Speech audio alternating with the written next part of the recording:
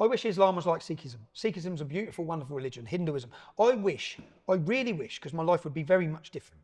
But if I look at history and look at Islam and look at the teachings and look at the Salafism, Wahhabism, the fastest growing sect, Deobandi, is the future of this country. And I'll tell you why I know that. When I was leading EDL, Tom Robinson, ironically named as well, was the Bishop of Pontefract. So the Bishop of Pontefract called us for a meeting with the future leaders of Islam in Britain. They were Deobandi scholars. Yeah, Deobandi is a very conservative, real, strong Islam. Yeah, it's not peaceful, it's not moderate, it's very, women are wearing niqabs, separate from the Muslims. And I went to this meeting and sat around this table. It was in a church in Derby. And me and my cousin went, and they brought in these scholars. One of them had just come from the Golden Dome Mosque in Jerusalem, from preaching at it, yeah? And they said, right, this is an opportunity for us all to tell us what's wrong. I said, really? Okay, because I'm not going to hold back. I'm going to tell you exactly what's wrong. And we sat down with their leaders, who were very polite. And the Bishop of Pontefract started off, and he had another reverend there, who was a very nice man, yeah, who said, what we're doing to bring the community together. You know all these stupid diversity photos they keep doing? Church leaders with imam leaders, and they do a photo and pretend the world's great, and it's not, it's bullshit.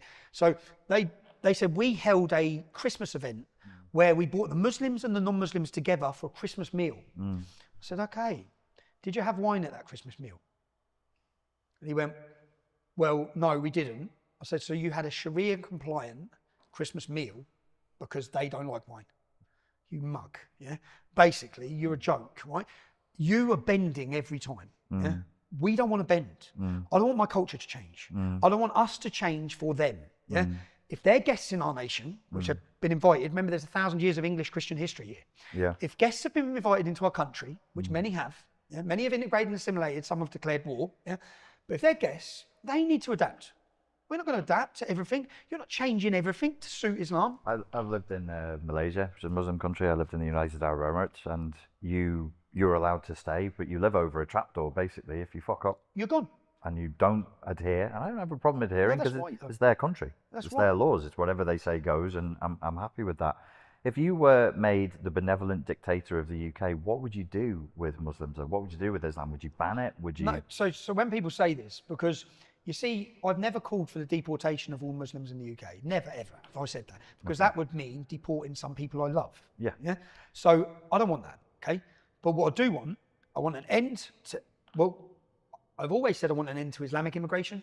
I currently believe with the demographical changes in this nation, we need to stop immigration right now. Stop it, yeah?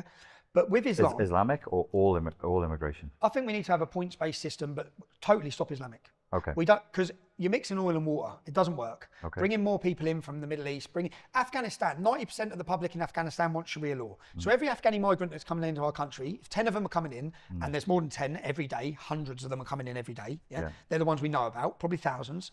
9 out of 10 of them want Sharia law. They don't leave that at the border. Yeah. They bring it in. They bring their intolerant views of women with them. Yeah. No one wants to talk about this. In fact, what the government just did recently with branding all the protesters as far-right racists is they've escaped from having to talk about the problems. So you know there was riots in Tamworth at the hotel. What they don't tell you is one of the Muslim migrants at that hotel raped an English girl in the town.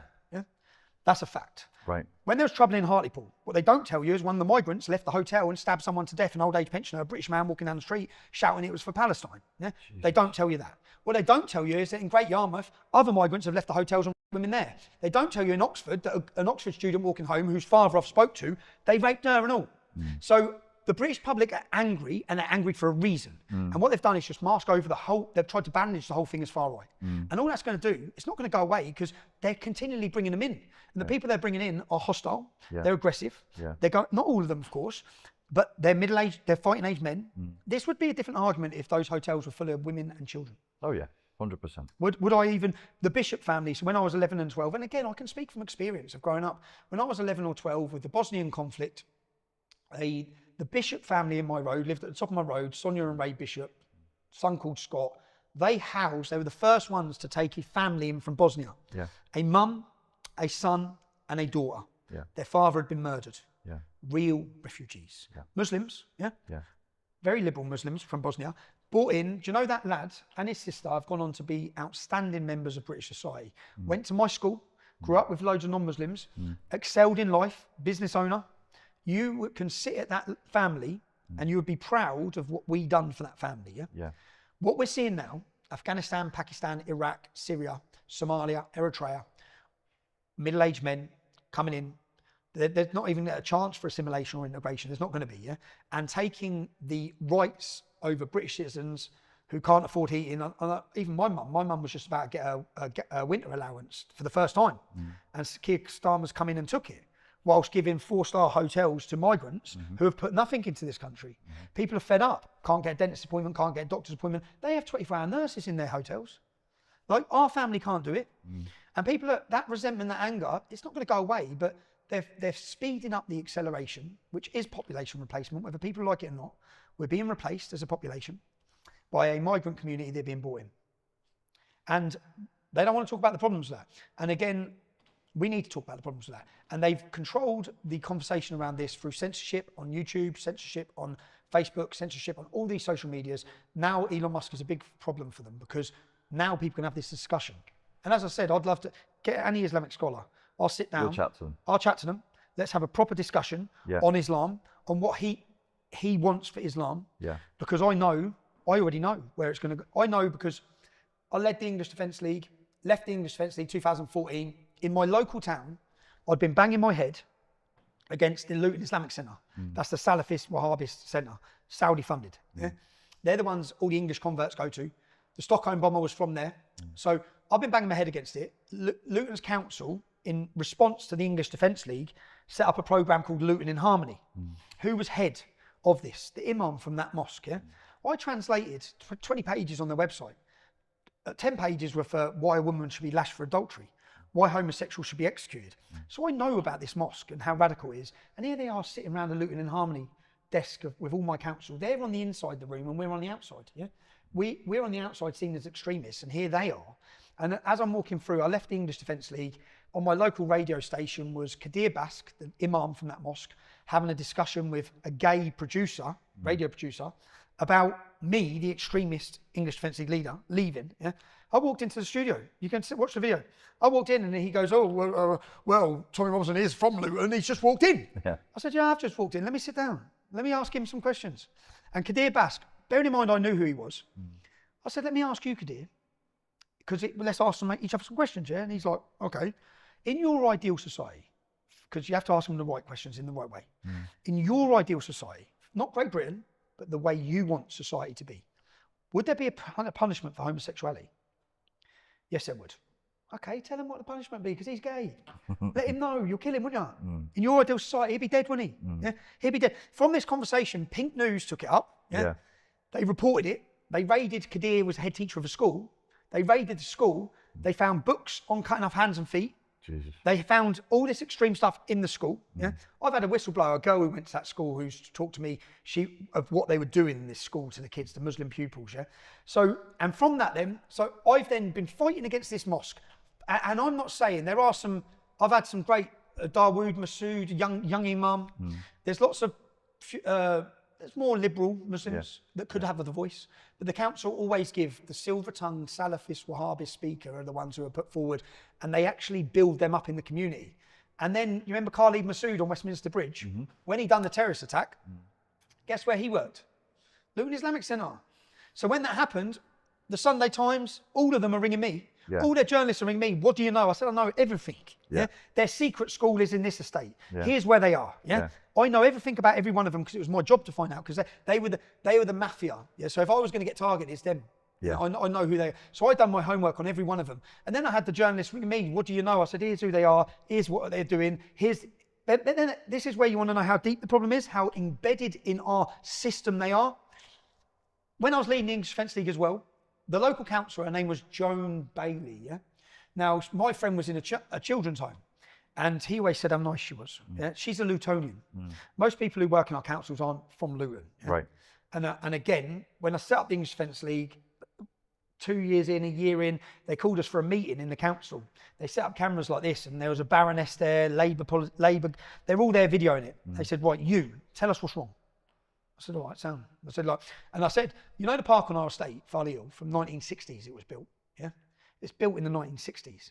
Go down the road to the Islamic community. It's a £350,000 state-of-the-art park. You give them everything. Yeah, you've forgot us. As white working class, you've left us. So I went through all this. I said, now let me just make a point here. Where do you live? And it was a white woman. She said, I live in Hitchin. Of course you do. Where do you live? I live in St Albans.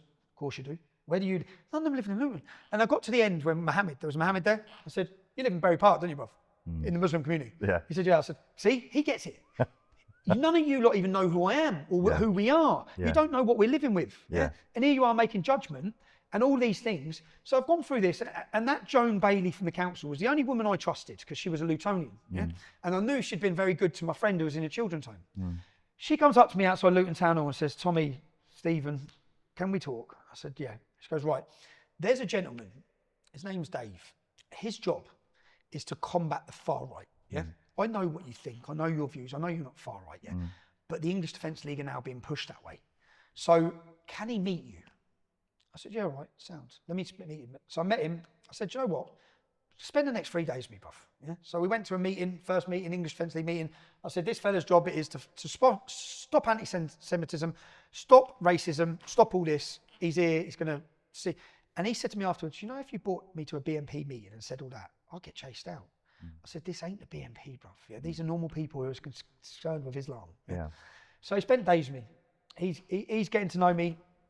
I'm bringing him round, introducing him to everyone, and I'm telling him the problem. So I'm saying, tell the council, yeah, that bloke there, this is what he thinks. They opened up a centre in Luton called Discover Islam. Look it up, yeah.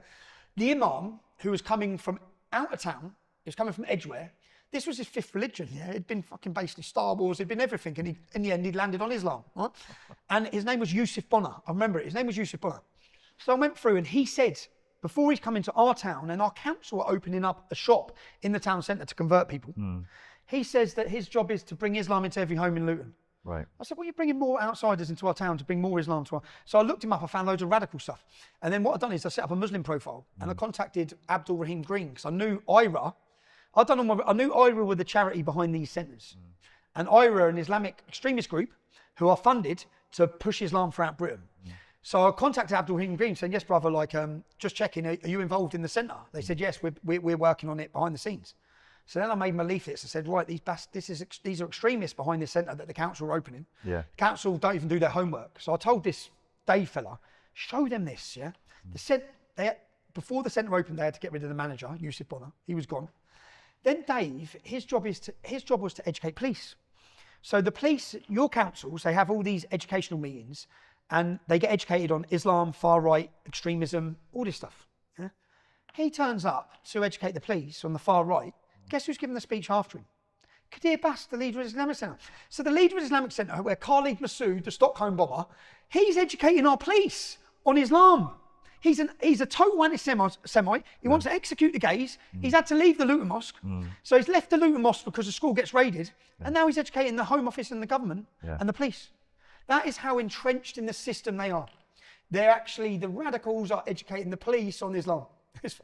And do you know, so when he got there, this Dave, he's a genuine anti-racism, genuine anti-bigotry. When he got there, he said, I'm not sharing a platform with him. Yeah. I know who he is. Yeah. Do you not know who he is? And they hadn't done their research. None of them. None of them.